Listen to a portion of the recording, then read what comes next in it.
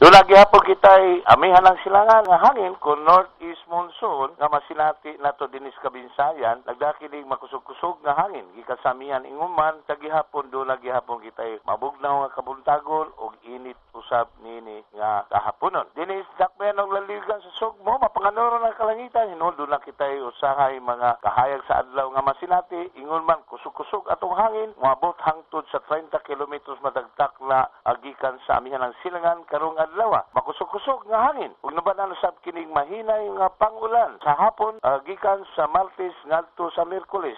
Magpanganuron ang kalangitan unyang Huwebes ug inguman dunay mga pangulan sa Biyernes. Ang tagbilaran inguman ang Bohol ug inguman Dumaguete usab ang ingon Negros Oriental sa gihapon usab papanganuron hinuon dula sa kahayag sa adlaw ug makusog-kusog nga hangin pagsugod sa Martes inubanan og kini og mahinay mga pangulan ang hantod na kini sa Miyerkules.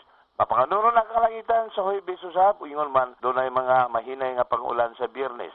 Mahinay kados panasang kusog nga hangin gikan sa amihan ng silangan ng Muros o nga atong dagat sa kabaybayunan ni kasarangan hinuon do na kini pagkabaluron during na sa mga kahaponon.